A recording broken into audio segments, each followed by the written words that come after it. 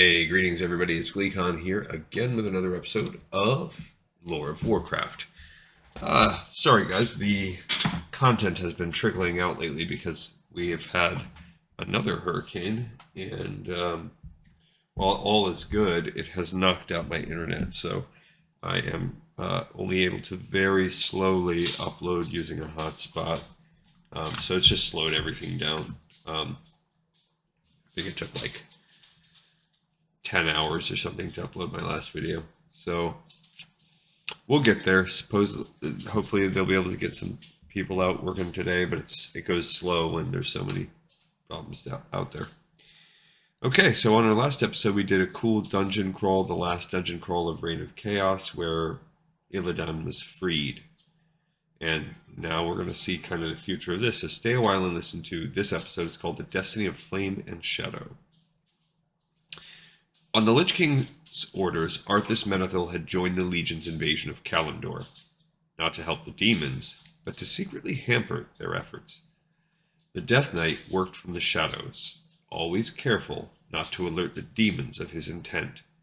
He subtly influenced the Scourge, sometimes causing the undead to disobey their Legion masters and run amok. This slowed the demons' progress to Mount Hygel's summit. Occasionally, it even allowed their enemies to escape.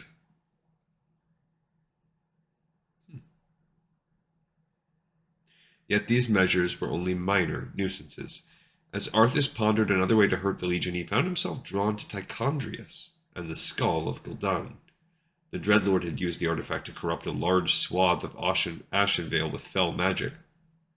These dark energies spread farther by the day, slowly creeping up Hygel's slopes. If Arthas could strike down Tichondrius and destroy the skull of Gul'dan, it would stop the spread of fell magic and deal a significant blow to the Legion's war effort. Yet slaying the Dreadlord was easier said than done. Arthas himself could not destroy Tichondrius without alerting Archimonde to the Lich King's treachery. But what if someone else did the killing for him? So I'm not sure. We've only got 2 levels left. I don't know if this happens in the game. That thought crossed Arthas' mind when he discovered Illidan's Stormrage, carving a path of destruction through the woodlands. Fell magic suffused the strange night elf, but he was no friend of the Legion, nor was he a staunch supporter of his own people. Arthas sensed Illidan's insatiable yearning for power. It would be an easy thing to use the night elf's ambition as a weapon. In Fellwood, Arthas confronted Illidan and enticed the night elf with knowledge. The Death Knight revealed that a powerful artifact called the Skull of Gul'dan was nearby, yet finding the relic would not be easy. Arthas warned Illidan that a cunning dreadlord named Tichondrius prowled Fellwood. Illidan was deeply suspicious of Arthas, but he had already sensed the great power emanating from within Fellwood. It was too enticing to ignore. Illidan went in search of it and left Arthas behind. It would not be the last time they would meet. A trail of fallen demons stretched behind Illidan's storm range by the time he found the Skull of Gul'dan. He was pleased to discover that the artifact was filled with not only energy but knowledge. The skull contained the memories of the Orc warlock. Rather than simply draw power from the relic, Illidan consumed its magics and its energies entirely. Fell magic surged through his flesh and blood. Massive horns sprouted from Illidan's skull, while leathery wings unfurled from his back. Illidan transformed from a night elf into something else, a demon.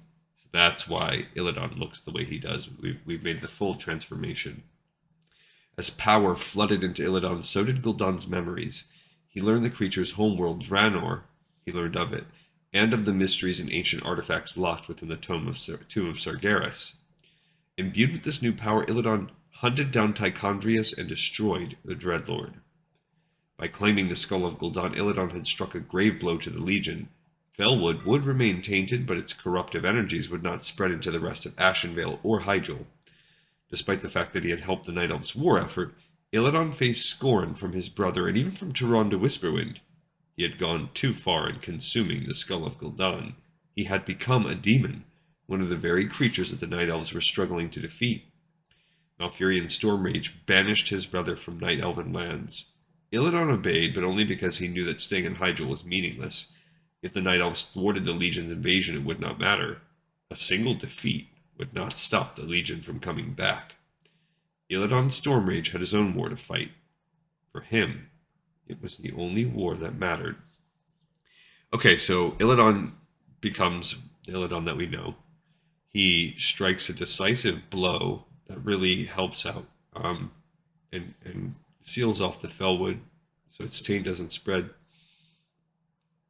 And it sets the table for the future, for some of the things he's going to do. And they said this is not the last time he's going to meet Arthas.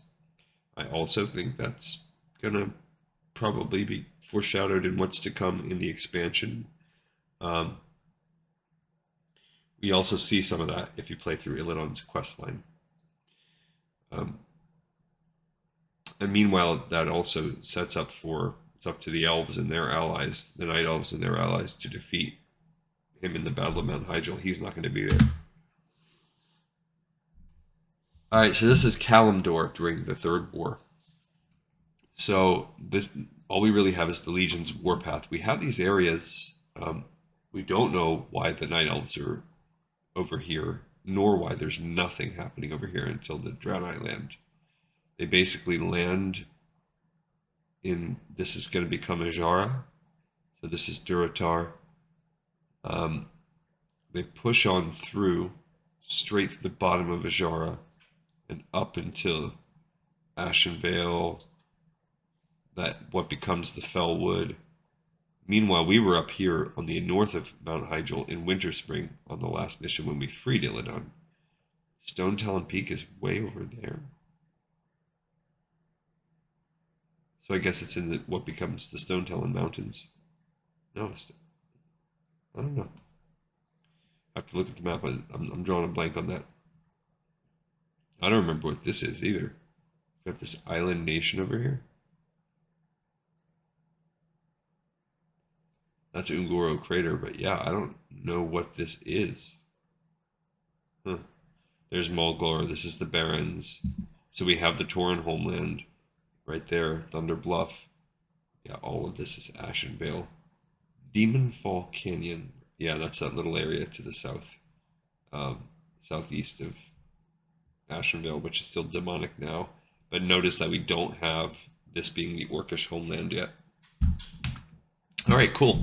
So we have another episode in the pipe, 5x5, and we're set up to do the penultimate Reign of Chaos episode. I look forward to seeing everybody next time. Thank you for watching and for listening to this episode of Lore of Warcraft.